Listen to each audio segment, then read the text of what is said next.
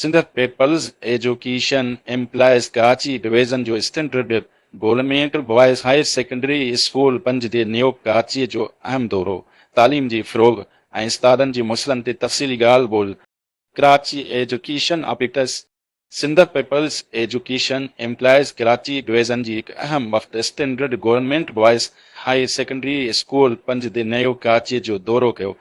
वफ़द जी अॻवानी सदर नासिर उमरान बख्शी कई जॾहिं त जनरल सेक्रेटरी असामा ख़ान, डप्टी राब्ता सेक्रेटरी माज़ अली ऐं कारकिन विजाहत अली, अख्तर आवान, जनीद आलम ऐं अरहम मुश्ताक बि साण हुआ।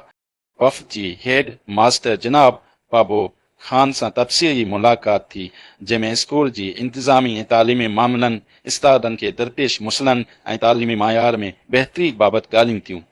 सदर नासिर उमरान बख्शी चयो त सिंध पीपल्स एजुकेशन एम्प्लॉयज़ सदाईं उस्तादनि जे हक़नि जी हिफ़ाज़त, स्कूलनि में सहूलियतनि जी फ़राहमी ऐं मायारी तालीम जे फ़रोग़ लाइ सरगर्म किरदारु अदा कंदी रही आहे। हिन चयो त तनज़ीम जो मक़सदु उस्तादनि जी सहकार सां तालीमी माहौल खे वधीक बहितर ऐं फ़ाल बणाइणु आहे।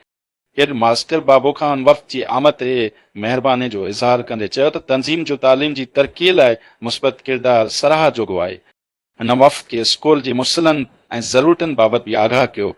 वफ़्द इन मौक़े ते उस्तादनि जी फलाह, शागिर्दनि जी रहनुमाई ऐं बाहिमी लाॻापनि जे मज़बूती लाइ गॾियल क़दम जारी रखण जी इज़्म जो इज़हार कयो। तालीम दोस्त उस्ताद रोशन मुस्तक़बिल जी ज़मानत। वफ़द जे मेंबरनि ज़ोर ॾिनो त तालीम जे फ़रोग़ खां सवाइ तरक़ीअ जो को बि रस्तो मुमकिन नाहे ऐं पीपल्स एजुकेशन एम्प्लॉयज़ हिन जदोजहद में अॻुवाण जो किरदारु अदा कंदो रहंदो।